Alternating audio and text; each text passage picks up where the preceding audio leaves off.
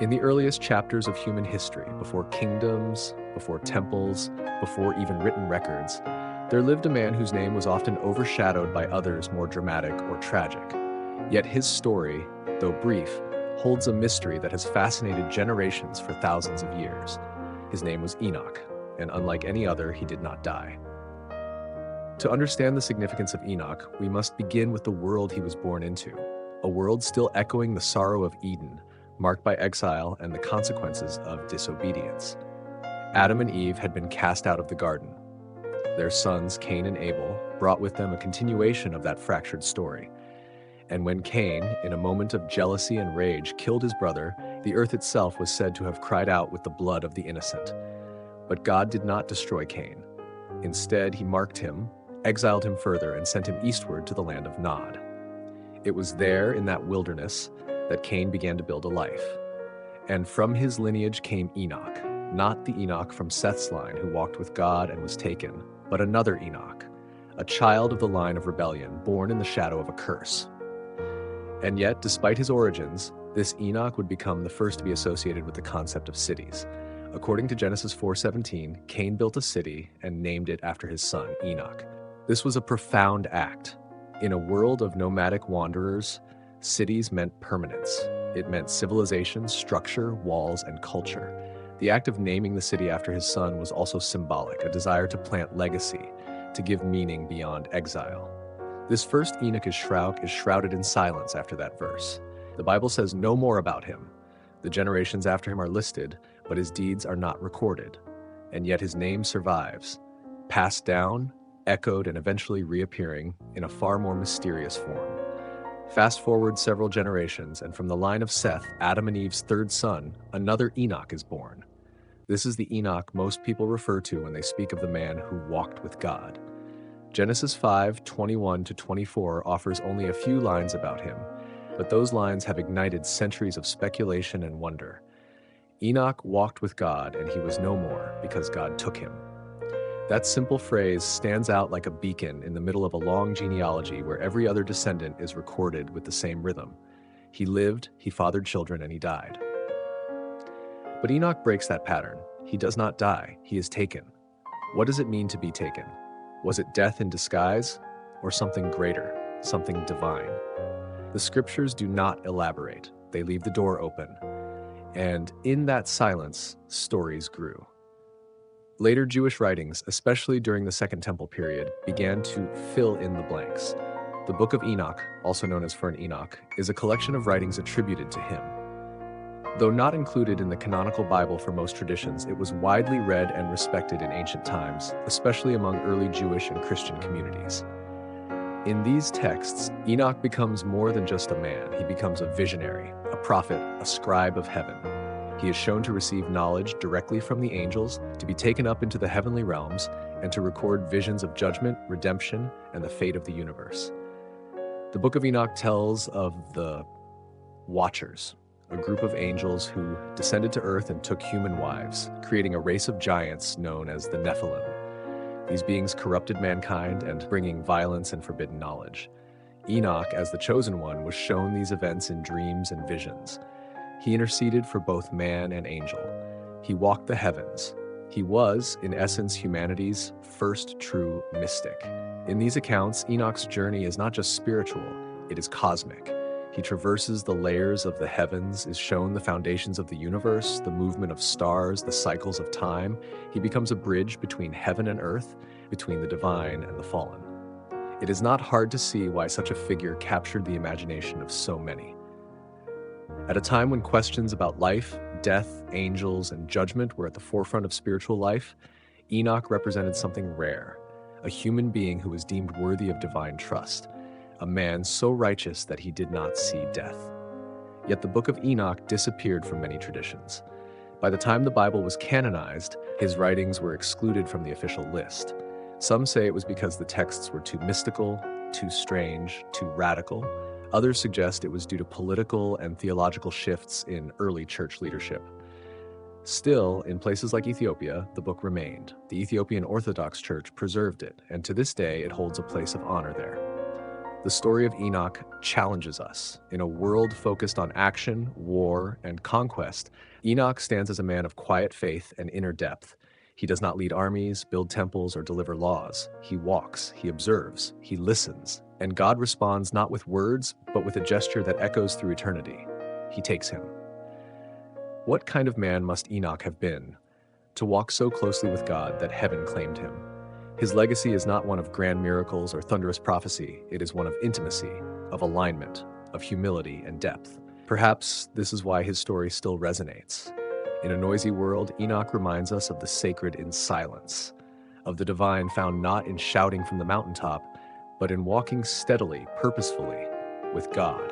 And in that walk, perhaps, is the path for us all. As generations passed, Enoch's legacy, though brief in the canonical Bible, began to transform into something far more vast and mysterious. The writings that emerged, especially the Book of Enoch, were not merely attempts to fill in narrative gaps. They were profound cosmological visions. They offered an entirely different view of heaven, of angels, of time itself. In the Book of Enoch, the protagonist is no longer just the man who walked with God. He is now the watcher of the watchers, the judge of fallen angels, the messenger of divine secrets. So who were these watchers? According to the ancient texts, they were angels assigned to watch over humanity. But they became fascinated by human women, and in breaking divine law, they descended to earth, took wives, and fathered the Nephilim, a race of giants described as violent and corrupt. This rebellion wasn't just about lust, it was a complete transgression of divine order. These angels, once guardians, became corruptors. They taught humanity things they were not ready for: weapon-making, sorcery, astrology, cosmetics, and the manipulation of nature. This illicit knowledge accelerated mankind's downfall. Faced with this growing chaos, it was not a prophet or a king who was chosen to bear witness. It was Enoch. He was shown visions by the archangels. He was summoned into the heavens and made to walk through layers of celestial dominions. He saw the prisons of the fallen angels, the place where the rebellious watchers awaited judgment. He was entrusted with the writing of what he saw, recording divine decrees and future events. What makes this unique is how early it appears in religious thought. Long before John's revelation in the New Testament, the Book of Enoch described vast apocalyptic imagery: stars falling, great floods, cosmic war, final judgment. In many ways, Enoch's visions laid the groundwork for future apocalyptic literature. But why Enoch? What made him worthy of such revelation? The answer lies in the way he's portrayed, not as a warrior or priest, but as a man of extraordinary purity, silence, and obedience. He does not demand, he listens. He does not conquer, he contemplates. And it is this stillness, this deep harmony with divine will, that allows him to access truths hidden from others. In one of the most striking passages, Enoch is taken by the angel Uriel to view the tree of life, the same tree from Eden. He sees mountains of fire, oceans held by invisible walls, the sun and moon in perfect circuits. He understands the language of stars, the purpose of winds, and the cycle of souls. These aren't just visions of heaven, they are revelations about the very blueprint of creation. And yet, the Book of Enoch is not simply a mystical experience, it also contains powerful moral warnings. The watchers are punished. The Nephilim are destroyed in the flood. Humanity's sins are recorded not just by God, but by the angels assigned to observe. Justice in this cosmic vision is not abstract, it is inevitable. Enoch becomes both a prophet and a scribe of judgment. There's something profoundly democratic in this message, that no evil is hidden, no act forgotten, no life without consequence. At a time when earthly justice may have been uncertain, these divine systems offered reassurance. They reminded believers that there is a greater order, and Enoch was the one chosen to witness it firsthand. The stories also reflect a broader spiritual hunger. People wanted more than rules and rituals. They wanted to know what lay beyond the sky, what came after death, what purpose their suffering had. Enoch's writings dared to address these questions, but not everyone was comfortable with these revelations. As centuries passed, religious authorities grew cautious of the Book of Enoch. By the time of the early church, the book was excluded from the canonical Bible. While some church fathers, like Tertullian, defended its authenticity, others feared its influence. The visions were too wild, the claims too vast, the ideas too independent of priestly control. In truth, the Book of Enoch was revolutionary. It placed divine revelation not in temples or institutions, but in the heart of a single man. And that was dangerous. But even if it disappeared from the West, it was never truly lost. In Ethiopia, the Orthodox Church preserved it. Generations of monks and scribes copied it by hand, kept it alive, and held Enoch's visions as sacred truth. When Western scholars rediscovered the text in the 18th century, they were astonished. Here was a complete and coherent ancient theology, one that predated and shaped many biblical ideas. Modern readers, too, have found inspiration in Enoch, not because of the giants or the angels, but because of the intimacy. The idea that a man, quiet, faithful, unnamed in heroic deeds, could be invited into heaven, shown the workings of the cosmos, and asked to bear witness. It is a reminder that the divine does not always choose the loudest, the strongest, or the most famous. Sometimes it chooses the one who simply walks. And this is perhaps the deepest truth in the story of Enoch. Not the judgment of the watchers, not the fall of the Nephilim, but the walk he walked with God. In that walk is all the mystery of faith. It is a path not of power, but of trust, not of speed, but of constancy, not of conquest, but of presence. In a world full of noise, where knowledge is easy but wisdom rare, Enoch offers a different model. Listen more, observe more, walk deeper, and maybe, just maybe, in that walk, we too might catch a glimpse of them. In the story of Enoch, there's something that transcends even the visions, the angels, and the prophecies. It's the idea of being taken. And Enoch walked with God, and he was not, for God took him.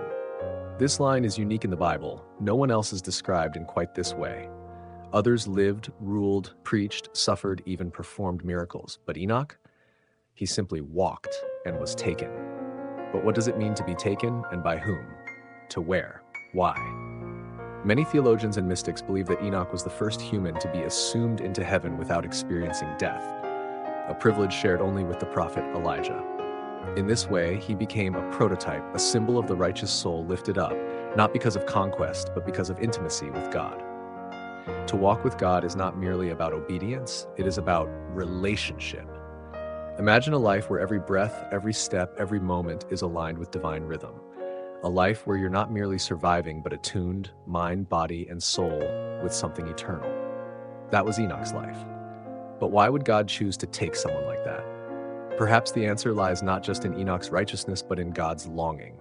Yes, longing. In Genesis, God walked in the Garden of Eden with Adam and Eve. That was his desire, to dwell with humanity. But after the fall, that closeness was broken. For generations, God remained present, but distant, speaking through prophets, appearing in fire and cloud, hidden behind the veil of temples. Enoch's life then became a restoration of that original relationship, a man who lived in such harmony with the divine that God no longer wanted to be separated from him. He took him. The early church fathers understood this moment as both mystery and promise. It became a preview of resurrection, a shadow of future transformation. Enoch was not just taken, he was translated, transformed into something new, body and soul united in eternal communion. This idea resonated deeply in early Christian thought. Paul, in his letters, speaks of being caught up, of being changed in the twinkling of an eye. John, in Revelation, describes being taken up into heaven and shown visions beyond time. These experiences echoed Enoch's journey. They reaffirmed the possibility that intimacy with God could transcend the limitations of mortality. But what does this mean for us, modern people living in a world so different from Enoch's? The story of Enoch invites us to reconsider what it means to walk with God today. It's not about retreating into caves or monasteries, though solitude has its place. It's about living with attention, practicing a life of presence and purpose. In our time, distraction is the default. Silence is rare. Even belief has become busy. We fill our schedules with spiritual activities, prayers, readings, services, yet often forget to simply walk, to be with God. Enoch reminds us that communion doesn't require noise, it requires alignment. He also reminds us that a life of holiness doesn't have to be dramatic. There are no records of Enoch raising the dead, splitting seas, or calling down fire from heaven. He didn't write laws or lead nations. His miracle was consistency. His power was quiet devotion. And perhaps that's the greatest challenge, to be consistent in a world that celebrates extremes. Enoch's story speaks especially to those who feel unseen, to the ones who love quietly, serve faithfully, and walk gently in the background. The world may not notice, but heaven does. And that brings us to another point, the mystery of legacy. Enoch's name appears briefly in Genesis, but resurfaces throughout Scripture and beyond. In the New Testament book of Jude, we find a quote attributed to Enoch, words of judgment spoken to a rebellious generation. And though the book of Enoch was left out of the Bible, its ideas shaped much of Jewish and early Christian apocalyptic thought. How? Because truth endures. Even when suppressed, overlooked, or forgotten, truth finds its way. Enoch's writings, his visions, his quiet walk, these were preserved across millennia, and not just in scrolls, but in hearts. In Ethiopia, the book of Enoch was not merely read, it was lived. And today, scholars around the world study it, not just for its theological content, but for its boldness. It dares to imagine a universe where justice is real, where angels fall, where the righteous rise, and where one man's faith can echo across time. Enoch's journey also reminds us that transformation is possible, that a human life, ordinary and fragile, can be elevated into something eternal, not by escaping the world, but by walking through it with sacred intention. So, what does it mean to be taken today? It may not be a literal ascent into heaven, but every day we are invited to rise, above fear, above distraction, above bitterness. We are invited to walk in truth, even when it's inconvenient, to choose love, even when it costs, to live with awe, with integrity, with attention. That is the modern path of Enoch. In every generation, there are those who walk ahead of their time, not in technology or fame, but in spiritual depth. They hold stillness when others panic. They carry peace when the world screams, and like Enoch, they do not shout their names. They walk. And in doing so, they remind the rest of us, this is what it means to live. Enoch's story is not just a relic of the past. It is a call to the present, a challenge to align our steps, not just with our goals, but with eternity. Because when we walk with God, we may not always be taken in body, but our hearts, our minds, our lives, they are lifted, translated, transformed. And perhaps one day, when our walk is finished, we too will hear the whisper, "You were never alone. I walked with you every step." When discussing Enoch, people often stop at the surface, the man who walked with God, the one who was taken without death. But what they overlook is perhaps the most powerful aspect of the story, his choice. Enoch did not stumble into holiness. He wasn't forced into a divine path. He chose to walk, consistently, quietly, deliberately, toward God. That is the secret no one says aloud. Holiness is a decision made in daily silence, away from applause. It's not something that arrives in thunder or visions alone. It is built from the accumulation of small steps, a life that says yes to the divine, again and again, even when no one is watching. Think about it. Enoch lived in a violent age. According to ancient writings, his world was filled with chaos, fallen angels corrupting humanity, giants walking the earth, people drunk on their own power. And yet, in that world, one man turned away from the madness, not with protest, not with rage, but with presence. He walked. He did not try to fix the world. He chose to remain pure within it. And maybe that's the deeper wisdom. Holiness does not always fight fire with fire. Sometimes it just refuses to burn. This message matters more today than ever. We live in a world of noise, constant opinions, endless judgment, people battling for platforms, for control, for the last word. We believe we must fix everything, prove everything, speak louder just to be heard. But what if Enoch is reminding us of another way? A path not of retreat, but of quiet strength. What if the highest calling is not to win the war outside, but to win the war within? Enoch didn't post his walk. He didn't measure it in followers or likes. He simply lived it. And that living, that unshakable consistency, is what God honored. It was not about big moments. It was about daily alignment. Imagine what would happen if we took that seriously. If each day we asked ourselves, not what do I want, but what direction am I walking? Not what do people think of me, but am I walking in truth? Not how fast am I going, but who is walking beside me? Because in the end, this is the deeper lesson. God walks. He's not waiting in a throne room far away. He's moving quietly through the world, through our hearts. And he's asking, not for a performance, but for presence.